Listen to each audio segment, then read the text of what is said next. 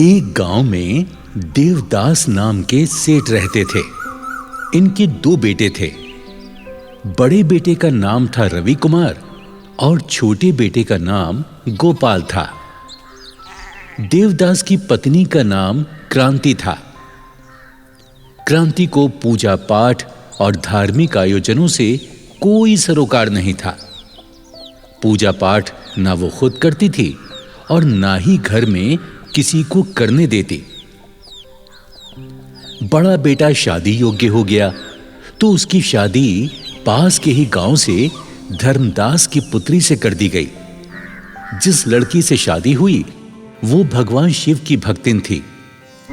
जब बहू घर में आई तो सास क्रांति उसको अपने ही अनुसार कार्य करने की सलाह देती। बहू का नाम था सत्या देवी। तो सत्या का नियम था कि सुबह उठकर स्नान करती और शिव जी की पूजा करके ही कोई काम शुरू करती। एक दिन सत्या देवी यानी बहू शिव मंदिर जाने को तैयार हुई तो सासू ने पूछा, ए बहू, ये सुबह सुबह कहाँ जा रही हो? माँ जी, मैं शिव मंदिर जा रही हूँ। क्या तू शिव की पूजा करती है? हाँ माँ जी, मैं शिव जी को जल चढ़ाकर ही कोई कार्य करती हूँ। मैं बचपन से ही शिव जी की पूजा भक्ति करती हूँ। मेरा ये नियम मेरे मायके से ही है। अरे वो तेरा मायका है, ये तेरा ससुराल है। यहाँ वो ही होगा जो मैं चाहूंगी। कोई जरूरत नहीं है मंदिर जाने की।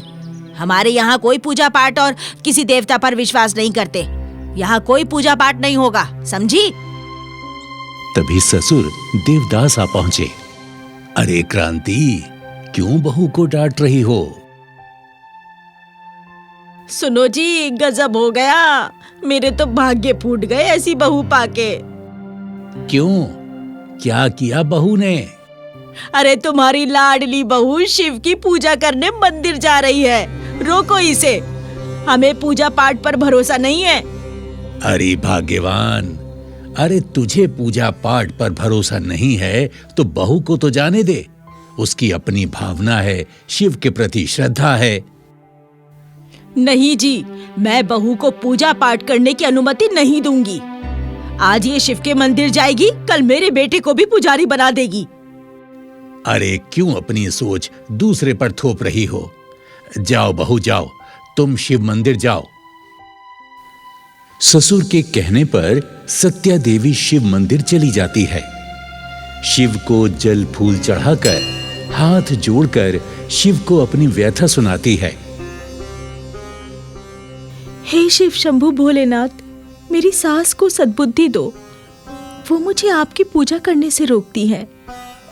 आप तो अच्छी तरह जानते हो मैं आपकी पूजा किए बिना कोई कार्य नहीं करती हूँ। हे शंभु, मेरी रक्षा करो। जय हो शिव शंकर भोलेनाथ, जय हो शिव शंकर भोलेनाथ। जब बहू मंदिर से घर लौट कर आई तो देखती है कि उसकी सास छाती पीट पीट कर रुदन कर रही थी। हाय हाय, इस बहू ने मेरे घर का सत्यानाश कर दिया। मेरा बेटा भी मेरी बात नहीं मानता। अरे वो तो बहू के कहने पर ही चलता है। हाय हाय, अब मैं क्या करूं? माँ जी, मैं शिव जी की पूजा अर्चना ही तो करती हूँ, इसमें बुरा ही क्या है? शिव शंकर भोलेनाथ एक ऐसे देव हैं जो बड़े ही दयालु हैं। अपने भक्तों के घर में सदा आनंद ही आनंद करते हैं। चल चुप रह, मुझे ज्ञान मत दे। वो जोगी औघड़ मेरे घर में क्या आनंद करेगा जो खुद शमशानी है, तन पे भभूति लगाए रहता है। माँ जी, अगर आप शिव की आराधना नहीं करना चाहती हैं तो मत करें, पर मेरे प्रभु शिव का अपमान न करें। उनका अपमान न करें माँ जी। अरे यो कुलच्छनी, ये ड्रामा करने की जरूरत नहीं है। अगर मेरी बात ना मानी तूने तो तुझे तेरे घर पहुंचा दूंगी। दूसरे दिन बहू सत्या देवी रोज की तरह सुबह स्नान करके शिव मंदिर जाने की तैयारी करने लगी। तभी उसकी सास चिल्लाने लगी, अरे ओ, कहाँ चली? आज तू मंदिर नहीं जाएगी। सबसे पहले नाश्ता तैयार कर। मेरा बेटा काम करने क्या भूखा जाएगा? सुनो जी, मेरा नियम मत तोड़ो, मुझे मंदिर जाने दो। मेरे शिव भोले मेरी बाट निहार रहे होंगे। अच्छा, तेरा भोला तेरी बाट देख रहा होगा और तेरा पति परमेश्वर भूखा जाएगा। अरे भाग्यवान, मैंने कितनी बार कह दिया, बहू को पूजा पाठ के लिए मत रोको, उसे जाने दो। जा बहू, तू पूजा करने, देर मत कर। बहू मंदिर चली जाती है। उधर सास अपने बेटे को भड़काने लगती है। देख बेटा, ये बहू ऐसे नहीं मानेगी, इसे इसके पीहर छोड़ा। माँ, अभी एक बार इसे और मौका दो। अगर अब की बार हमारी बात नहीं मानेगी तो फिर मैं वैसे ही करूंगा जैसा तुम कहोगी। बहू मंदिर से वापस आकर अपने घर का काम निपटाने लगी। वो सोच रही थी, कल शिवरात्रि है, मुझे व्रत की तैयारी करनी है। हे शंभू, मुझे शक्ति देना, मैं हर साल की तरह इस साल भी आपका व्रत पूरा कर सकूं। अगले दिन सत्यवती ने महाशिवरात्रि का व्रत रखा और पूजा की थाली में बेल, धतूरा, दूध, फल और जल का लोटा भरकर थाली में सजाए जब वो शिवजी को पूजने मंदिर जाने लगी, तभी उसकी सास ने उससे पूछा, कहाँ जा रही है ये थाली सजाकर? माँ जी, आज महाशिवरात्रि है, मैं भोलेनाथ को बेल, फूल, धतूरा, दूध, जल चढ़ाने जा रही हूँ। सास क्रोधित होकर बोली, खबरदार, जो उस औघड़ योगी को पूजा तूने, या तो इस घर में तू ही रहेगी या मैं। चल, थाली अंदर रख और खबरदार जो घर से बाहर पैर निकाला तो। सासू माँ, आज महाशिवरात्रि का पावन पर्व है। आज के दिन भोलेनाथ अपने भक्तों की मनोकामना पूर्ण करते हैं। मैं भी भोलेनाथ से अपने पति देव के लिए नौकरी और संतान का वर मांगूंगी। शिवजी अवश्य ही आज के दिन मनोकामना पूर्ण करेंगे। आज मुझे मंदिर जाने से ना रोकिए माँ जी। मैंने बड़ी श्रद्धा से भोलेनाथ का व्रत रखा है। अगर मैं शिवजी की पूजा नहीं कर पाई तो मैं अपने को कभी क्षमा नहीं कर पाऊंगी। सासू माँ, मैं आपके आगे हाथ जोड़ती हूँ, मुझे जाने दो। बहू की विनती का सास पर कोई असर नहीं हुआ और वो अपनी जिद पर अड़ गई। तू शिव मंदिर नहीं जाएगी, ये मेरी जिद है। चल अंदर चल। मैंने कहा ना, तू नहीं जाएगी तो नहीं जाएगी। चल चल अंदर चल। तेरी हिम्मत कैसे हुई बाहर निकलने की? आज तू नहीं जाएगी। चल, रह यहाँ पर। माँ जी मुझे जाने दीजिए। माँ जी ऐसा मत करिए। माँ जी मुझे आज के लिए जाने दीजिए मुझे माँ जी। और बहू गिड़गिड़ाती रही। सास ने बहू को कमरे के अंदर धकेलकर बाहर से दरवाजे की कुंडी लगा दी। जैसे ही सास आंगन की ओर झुंझलाकर निकली, आंगन में पानी फैला हुआ था। सास का पांव फिसल गया और वो जोर से पछाड़ खाकर गिर पड़ी। एक जोर सी चीख के साथ सासू की सांसें थम गईं। घर के सारे लोग दौड़कर आ गए। रोना धोना शुरू हो गया। तभी बेटा रवि वहां आया और मौका देख अपनी पत्नी को दोष देने लगा। अरे मां,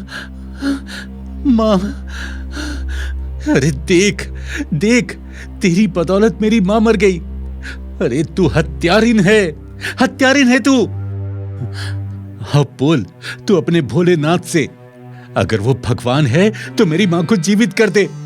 ओ मां, मेरी अच्छी मां। अरे बहू को बाहर निकालो, किसने इसे कमरे में बंद किया?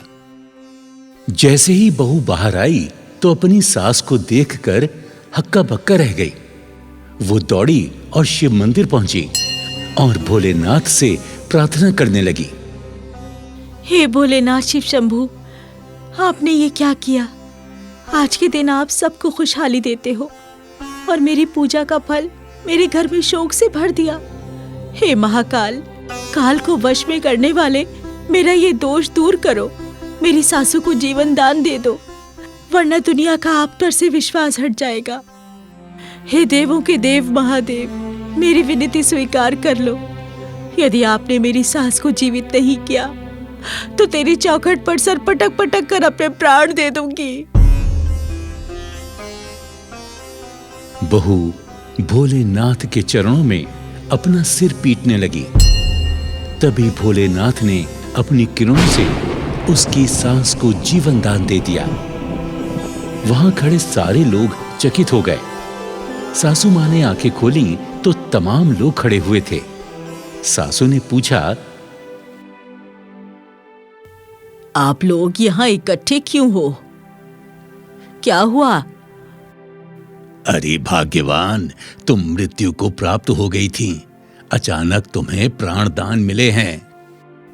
ये मेरी बहू की पूजा का ही फल है। कहाँ है मेरी बहू सत्या? बहू, बहू, अरे कहाँ है मेरी बहू?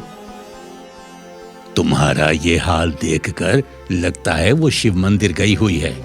अरे उसी की आराधना का ये फल है। अरे देर क्यों कर रहे हो? चलो चलो मंदिर चलकर भगवान शिव से क्षमा याचना करते हैं। चलो चलो। सभी लोग शिव मंदिर पहुंचे। वहां बहू को शिव के चरणों में बेहोश देखकर सासू मां ने उसे अपनी गोदी में उठा लिया। बहू, हे बहू, आंखें खोलो बहू। हे शिव शंभू भोलेनाथ, मेरी भूल को क्षमा करो। आज से मैं भी आपकी पूजा करूंगी। शिव की कृपा से बहू ने आंखें खोली तो स्वयं को अपनी सासू मां की गोदी में पाया। सास ने अपनी बहू से माफी मांगी। बहू, मुझे क्षमा कर दे। मैंने तेरी पूजा पे शंका की। तेरी पूजा और भोलेनाथ की कृपा से मैंने फिर से जीवन पाया है। मुझे क्षमा कर दे बहू। सत्या, मुझे क्षमा कर दो। मैंने भी तुम्हारा बहुत दिल दुखाया है, तुम्हारा अपमान किया है। मुझे क्षमा कर दो। क्षमा मांगनी है तो मेरे शिव शंभू भोलेनाथ से मांगो। प्रभु अपने भक्तों को कभी निराश नहीं करते। अब देख क्या रहे हो? बोलो, जय जय शिव शंभू भोलेनाथ, हर हर महादेव। जय शिव शंभू, जय भोलेनाथ, हर हर महादेव, हर हर महादेव। सभी खुशी खुशी अपने घर लौट आते हैं।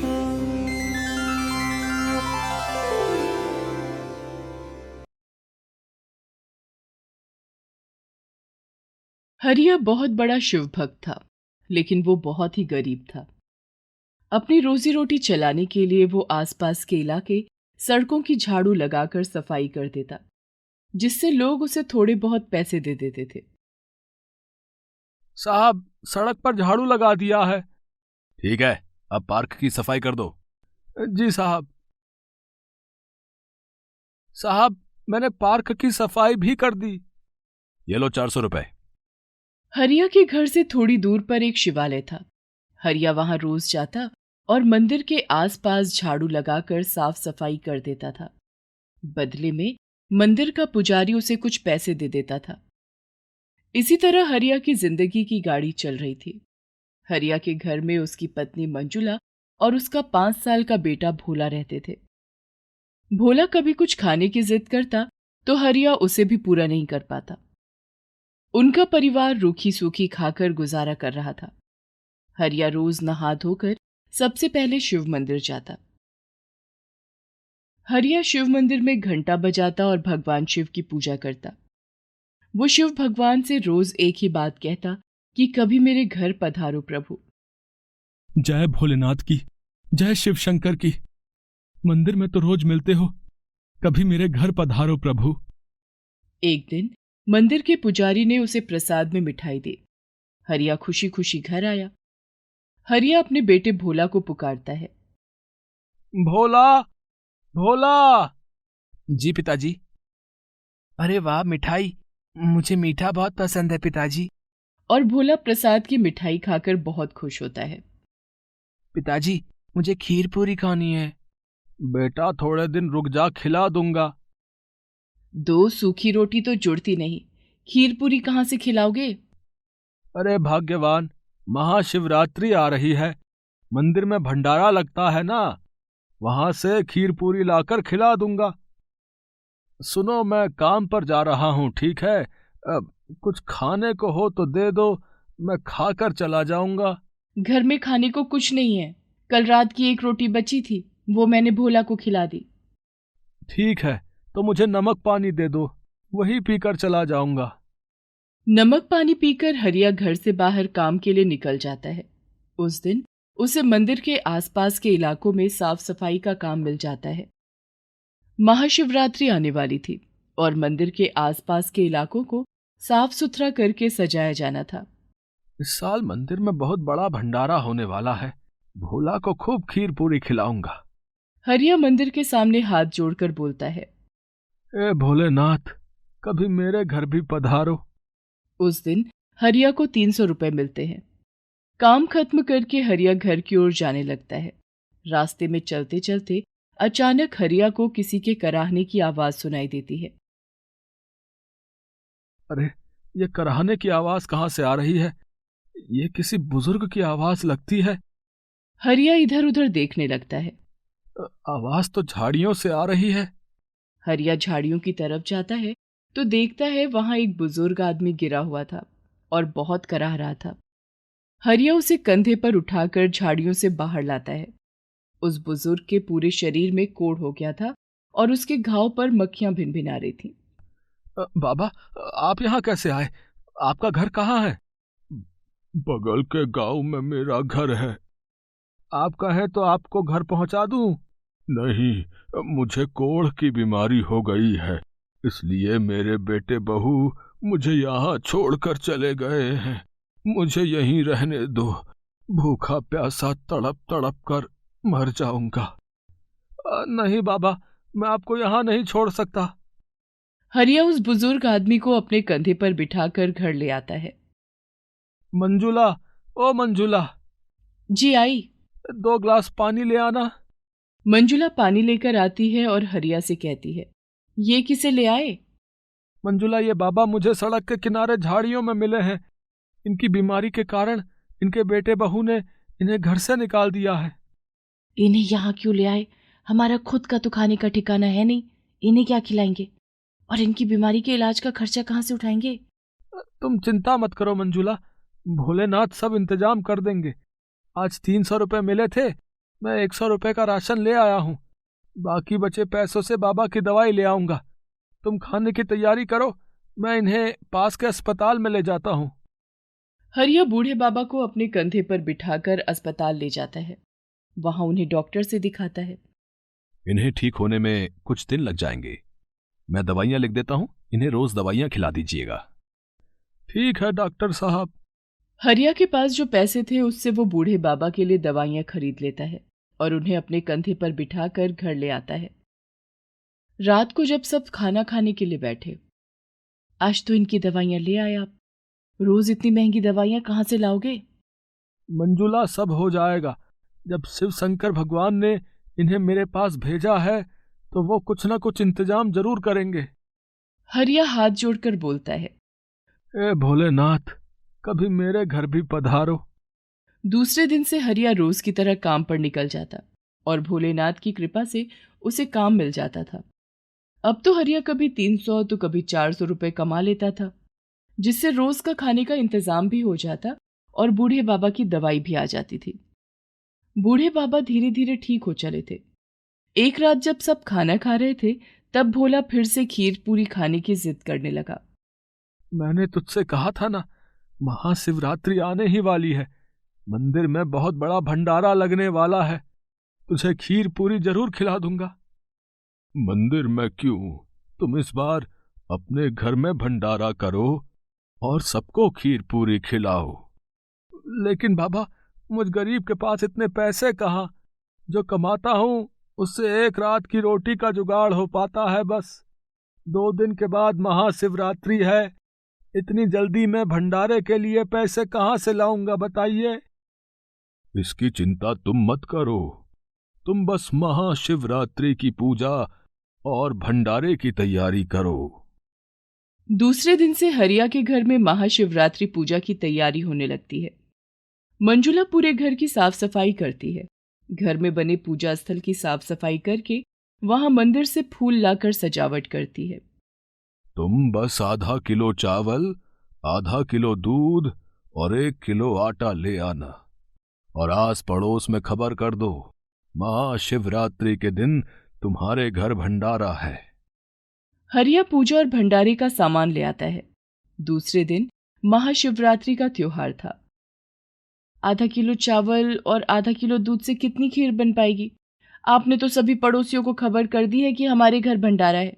इतने में तो हमारा ही पेट नहीं भरेगा, हम उन्हें क्या खिलाएंगे? बाबा जी ने कहा था, मैंने वैसा ही किया।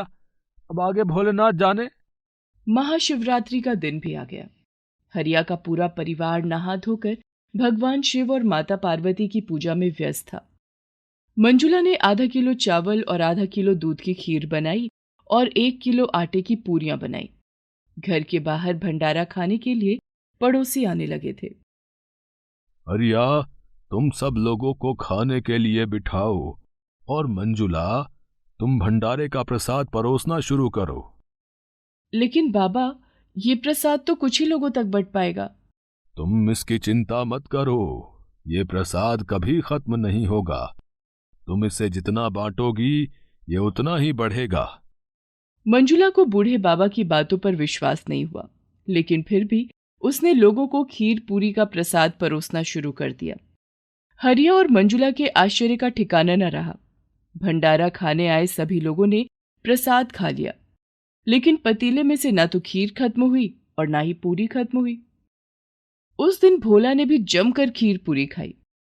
हाँ, ये कैसा चमत्कार है? मुझे तो लगता है ये बूढ़े बाबा कोई चमत्कारी बाबा है।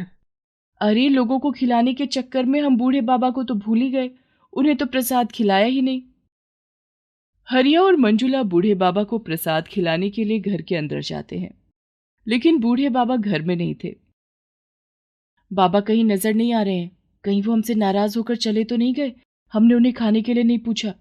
हमसे बहुत बड़ी गलती हो गई, जाने कहाँ गए होंगे। हरिया भगवान भोलेनाथ को याद करता है और उनसे माफी मांगता है। हे भोलेनाथ, आज महाशिवरात्रि के पावन अवसर पर हमसे बहुत बड़ी गलती हो गई। एक बुजुर्ग हमारे घर से भूखा चला गया। तभी घर में एक आवाज गूंजती है। हरिया, मैं कहीं नहीं गया, मैं तो सदा तुम्हारे पास हूं। बाबा, बाबा, आप कहाँ हैं? हरिया और मंजुला घूम घूम कर देखने लगते हैं कि शायद बाबा यहीं कहीं छिपे हैं, लेकिन तभी वो आवाज फिर से आती है। हरिया, मैं भगवान शिव हूं, जिनकी तुम रोज पूजा किया करते हो, और तुम ही तो कहते थे ना कि हे भोलेनाथ, कभी पधारो मेरे घर। तो मैं बूढ़ा कोढ़ी बनकर तुम्हारे घर आया था। तुम और तुम्हारी पत्नी ने एक बूढ़े बीमार की बहुत सेवा की। मैं तुम्हारी भक्ति से बहुत प्रसन्न हूं। मैं तुम्हें आशीर्वाद देता हूं कि तुम्हारे सारे दुख दूर हो जाएंगे, तुम्हारे दिन बदल जाएंगे और तुम बहुत धनवान हो जाओगे। लेकिन कभी भी गरीब और जरूरतमंदों की मदद करना मत छोड़ना। अपने मन में हमेशा दूसरों के लिए दया भाव रखना। हरिया और मंजुला सिर झुकाकर बाबा भोलेनाथ को प्रणाम करते हैं और उनकी आंखों से भक्ति के आंसू छलक आए थे। बाहर प्रसाद खा रहे सभी लोग खाने की बहुत तारीफ कर रहे थे। भाई वाह, ऐसी खीर पहले कभी नहीं खाई। हाँ, ऐसा लगता है भगवान भोलेनाथ ने खुद इसे अपने हाथों से बनाया भाई, है ना? वाह भाई वाह। भोलेनाथ की असीम कृपा से हरिया और मंजुला का भंडारा सफल हो गया और दोनों की गरीबी के दिन दूर हो गए।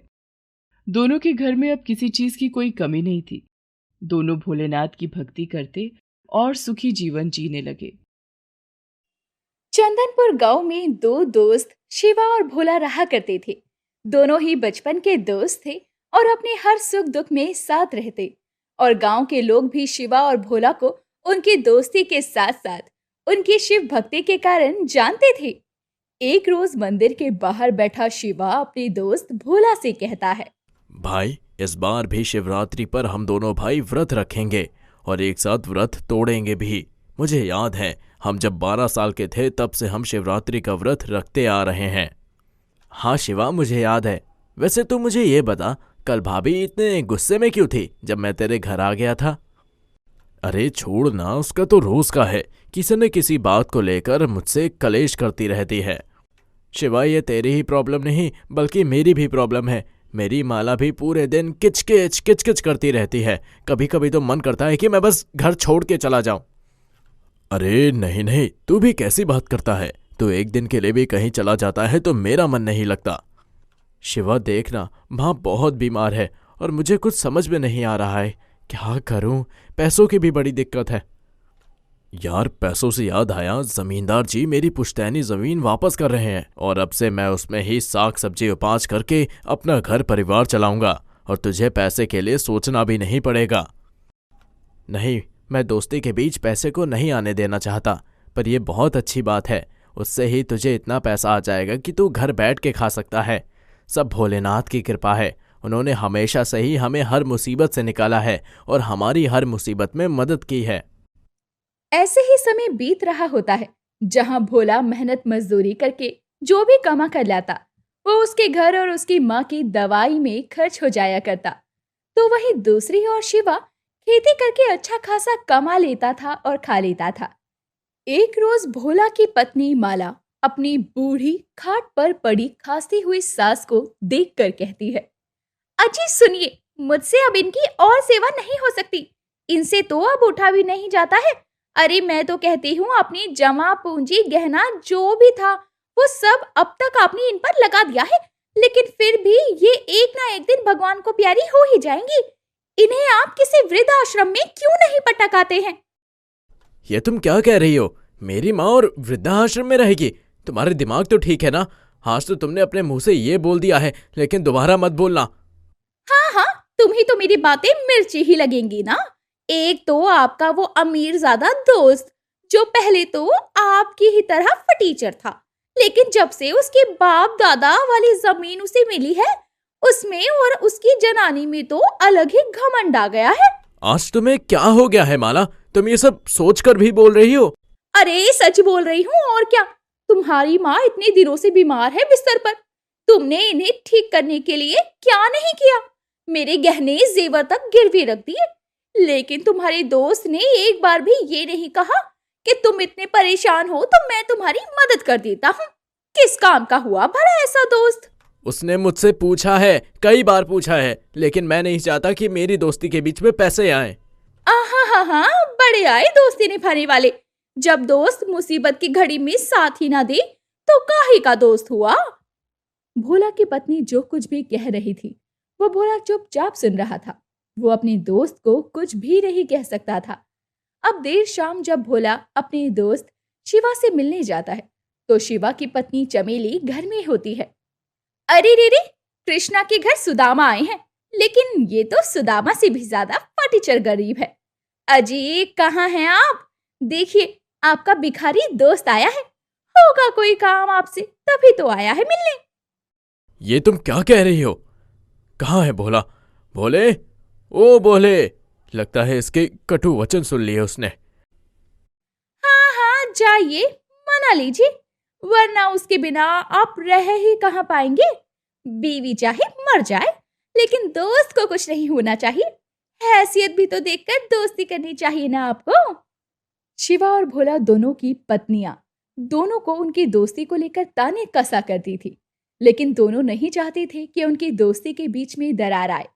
लेकिन दोनों की बीवियां दोनों पर इतनी हावी हो चुकी थी कि दोनों दोस्त धीरे धीरे एक दूसरे से बातचीत ही बंद कर देते हैं। जहां एक तरफ भोला अपनी माँ की बीमारी से परेशान रहा करता, वहीं दूसरी तरफ शिवा इस बात से खुश था कि उसकी खेती में उसे अच्छा खासा मुनाफा हुआ था। एक रोज भोला काम से घर आता है तो उसकी पत्नी माला भोला के आते ही उसे सुनाने लगती है, अरे तुम्हें तो शर्म ही नहीं आती है। अरे थोड़ी तो शर्म कर लो, ये सारी शर्म बेच खाई है। अभी अभी जमींदार जी कर्ज के लिए मुझे इतना कुछ सुना कर गए हैं और मैं खड़ी खड़ी सुनती रही। मुझे भी अभी ही मिले थे। मैंने कह दिया जैसे होंगे मैं आपके पैसे वैसे दे दूंगा, तो उन्होंने बस यही कहा कि जितनी जल्दी हो सके उतनी जल्दी कर देना। अब कहाँ है तुम्हारा वो शहजादा दोस्त जो अपनी अमीरी पर गांव में लड्डू बांट रहा है, लेकिन तुम्हें देखने तक नहीं आया? अरे इस बार तुम्हारे अमीरजादे दोस्त की खेती में उसे अच्छा खासा मुनाफा हुआ है। हाँ, मैंने भी गांव वाले सुखिया चाचा से सुना है कि शिवा के इस बार खेती में खूब मुनाफा हुआ है। बस भगवान मेरे दोस्त को खुश रखे। बेशक वो बदल गया है। अरे बदल नहीं गया है। अब कभी तुम उसके दरवाजे पर गए ना तो तुम्हें वो पहचानने से भी इनकार कर देगा। अब बस भी करो, मैं अभी अभी काम से आया हूँ। पहले ही इतनी टेंशन है और अब आप और टेंशन ना दो मुझको। हाँ हाँ नहीं दे रही, सच कड़वा ही होता है ना। भोला को इस बात का बुरा लगता है कि उसके दोस्त ने सबको मिठाई खिलाई, लेकिन उसे मिठाई देने तक नहीं आया।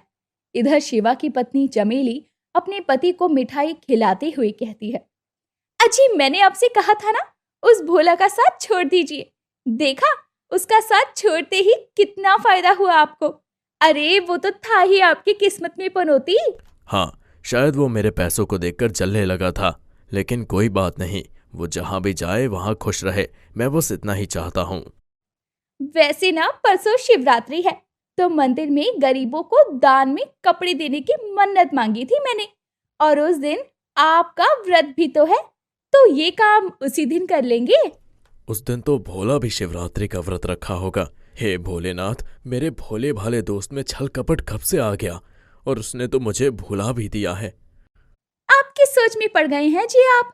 गांव वालों के लिए मैंने कंबल और खाने की चीजें अपने भाई को कहकर मंगवा ली है।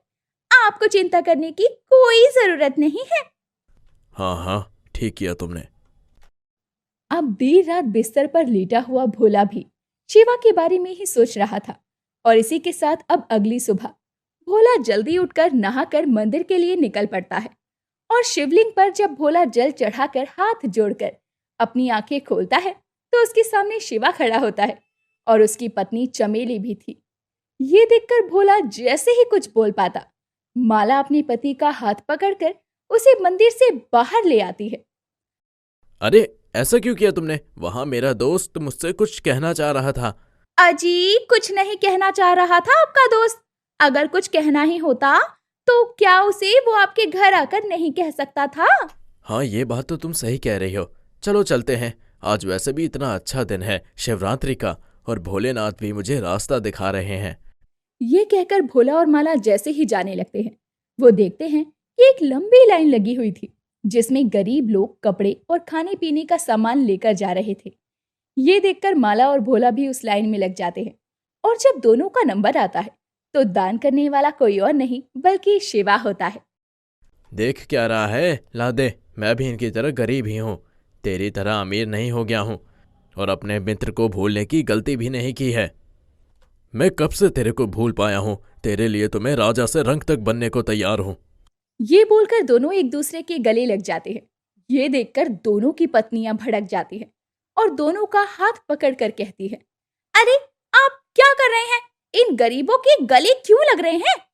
बहुत सुन लिया तुम्हारी और बहुत समझ लिया अपने मन की। अब कोई भी ताकत मुझे मेरे जिगरी दोस्त से अलग नहीं कर सकती है। आप ये सही नहीं कर रहे। इसका साथ आपके लिए सही नहीं है। पनौती है ये, पनौती। हाँ तो मेरे पति को भी कौन सा शौक है तुम्हारे पति के साथ में घूमने का? अरे ये कौन से मरे जा रहे हैं इनके बिना। एकदम चुप। अब तक मैं बोल नहीं रहा था, लेकिन अब तुम कान खोल कर सुन लो। मेरी और भोला की दोस्ती को कोई तोड़ नहीं सकता। और माला, तूने मुझे और मेरे दोस्त को जितना दूर करना था कर लिया। अब मुझे और मेरे शिवा को खुद भोले ने मिलाया है। हाँ, ये भोले का ही इशारा है कि हम एक दूसरे के लिए ही बने हैं। हाँ शिवा, आज हम दोनों ने ही शिवरात्रि का व्रत रखा है, और आज हम दोनों भोलेनाथ के मंदिर से कसम खाते हैं कि हमारी दोस्ती को कोई तोड़ नहीं सकता। हाँ, हमारी दोस्ती के बीच कोई नहीं आ सकता, हमारी पत्नियां भी नहीं। इस तरह शिवा और भोला की शिवरात्रि वाले दिन फिर से दोस्ती का एक नया अध्याय शुरू हो जाता है, जो उनकी पत्नियों की वजह से खत्म होने के कगार पर आ चुका था। लेकिन देर से ही सही, दो शिव भक्तों को खुद शिवजी ने मिला ही दिया। हालांकि इसके बाद दोनों अपनी पत्नियों की कभी नहीं सुनते और उन्हें अपनी तरह से काबू में रखते हैं।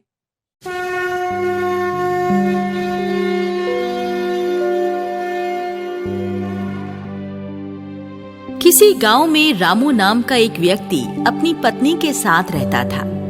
रामू फल बेचने का काम करता था। रामू की पत्नी सावित्री लोगों के कपड़े सिला करती थी। रामू और सावित्री का साधारण जीवन ठीक ठाक व्यतीत हो रहा था, परंतु उन्हें केवल एक ही दुख था कि उनकी कोई संतान नहीं थी। गांव के लोग सावित्री को बहुत ताने मारते थे। वो ताने सुन सुनकर बहुत दुखी होती थी और ईश्वर से कहती, हे भगवान, आप मुझसे किस बात का बदला ले रहे हैं?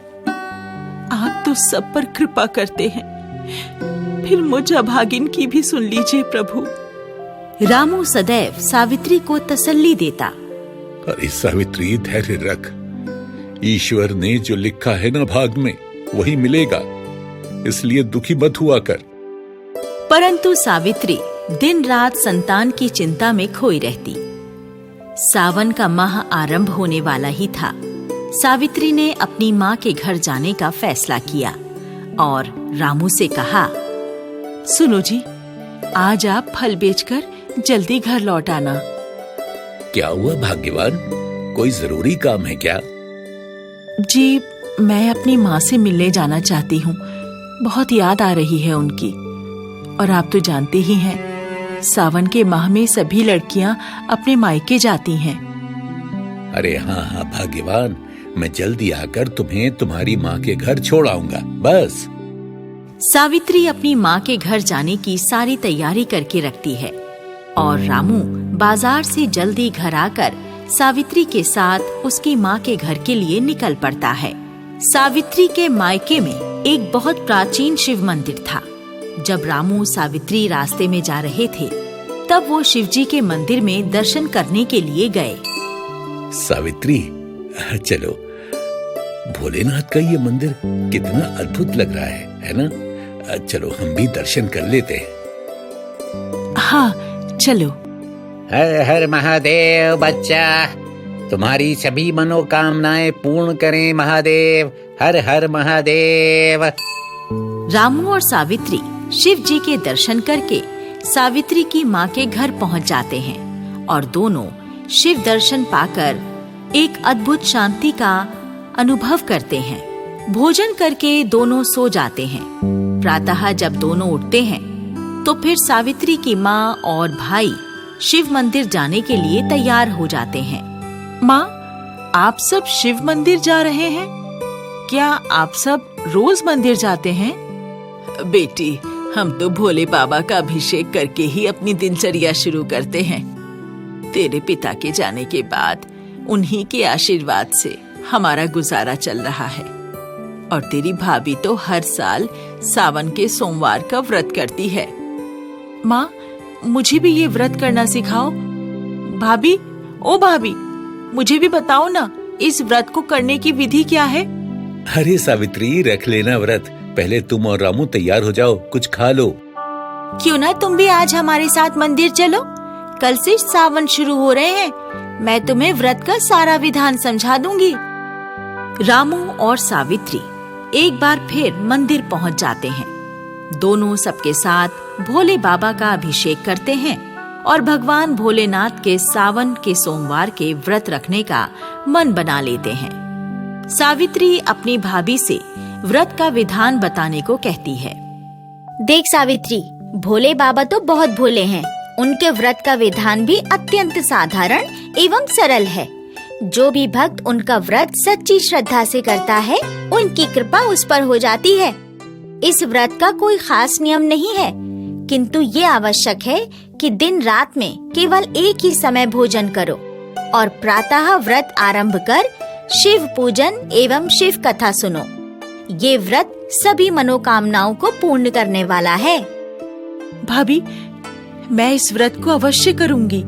सावित्री, मैं भी तुम्हारे साथ सावन के सोमवार का व्रत पूरे विधि विधान से करूंगा। क्या पता भोले बाबा हमारे भाग्य की रेखा पर तरस खाकर उसे बदल दे। हमें संतान का सुख मिल जाए। दोनों मिलकर सावन के पहले सोमवार का व्रत रखते हैं। दोनों ही भोले बाबा के मंदिर जाकर विधि विधान से पूजन करते हैं एवं शिव कथा का श्रवण करते हैं।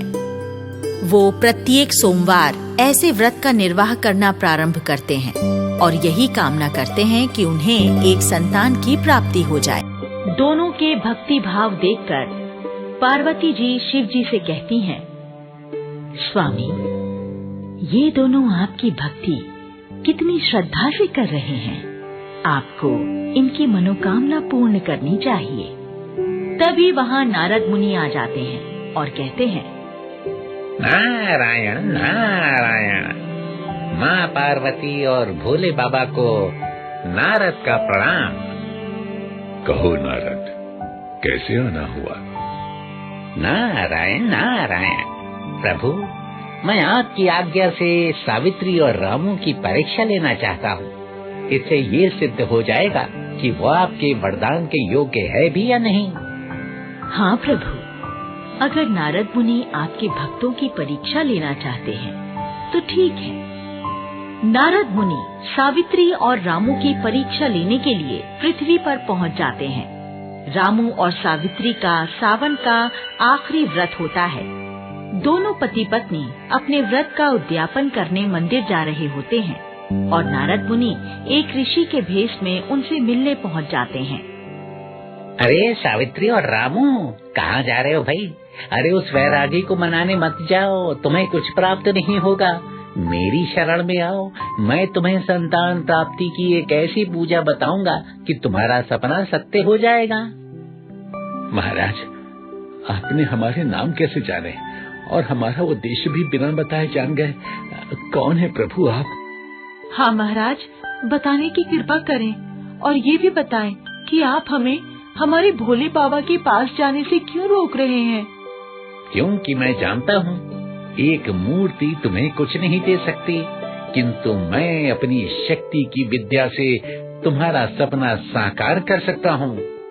रामू और सावित्री पहले तो बहुत सोच विचार करते हैं, फिर ऋषि से कहते हैं, ऋषिवर, हमें क्षमा करें, हम भोले बाबा के नाम का व्रत कर रहे हैं। अगर उन्हें कृपा करनी होगी, हमें संतान अवश्य प्राप्त होगी। हम और किसी की पूजा नहीं कर सकते। अरे मैंने तुम्हें बताया ना कि ये बैरागी तुम्हें कुछ नहीं दे सकता। तुम व्यर्थ ही इसकी पूजा करके अपना समय बर्बाद कर रहे हो। मेरे द्वारा बताए गए उपाय करोगे तो फिर देखना क्या चमत्कार होता है। ऋषि महाराज, हमारे भोले बाबा बैरागी अवश्य हैं, परंतु वो अपने भक्तों पर दया अवश्य करते हैं। हाँ, हम पर वो अपना आशीर्वाद जरूर बरसाएंगे और बाकी हमारा भाग्य है। महाराज, आपको कुछ देना ही है तो अपना आशीर्वाद दीजिए कि हम अपना व्रत पूरा कर सकें। ऋषिवर, आज्ञा दें, हमें देर हो रही है। हम तो केवल भोले बाबा का व्रत पूर्ण करना चाहते हैं। उनकी भक्ति करना ही हमारा धर्म है। इतना कहकर रामू और सावित्री शिव मंदिर चले जाते हैं। नारद मुनि उनका शिव में अटूट विश्वास देखकर प्रसन्न होते हैं। माँ पार्वती और भोले बाबा दोनों को आशीर्वाद देने मंदिर में प्रकट होते हैं। मैं तुम दोनों से अति प्रसन्न हूँ। तुम्हारा अटूट विश्वास सराहनीय है। माँ पार्वती, आपने हमें धन्य कर दिया। अपने दर्शन देकर आपने हमें धन्य कर दिया प्रभु। हमारा आशीर्वाद है, तुम्हें शीघ्र ही संतान की प्राप्ति होगी। तुम्हारी संतान अत्यंत प्रतापी होगी। इतना कहकर दोनों अंतर्ध्यान हो जाते हैं और इस प्रकार रामू और सावित्री को जो शिव महिमा पर विश्वास था वो सत्य हो जाता है। कुछ दिनों बाद सावित्री गर्भ से हो जाती है और 9 महीने बाद उसे पुत्र रत्न की प्राप्ति होती है। वो अपने पुत्र का नाम शंभू रखती है। अब रामू और सावित्री की भक्ति एवं उनके व्रत पश्चात पुत्र प्राप्ति की प्रसिद्धि सारे गांव में फैल जाती है। आगे चलकर उनका पुत्र प्रतापी एवं शिव भक्त बनता है। और दोनों सुखमय जीवन जीते हैं।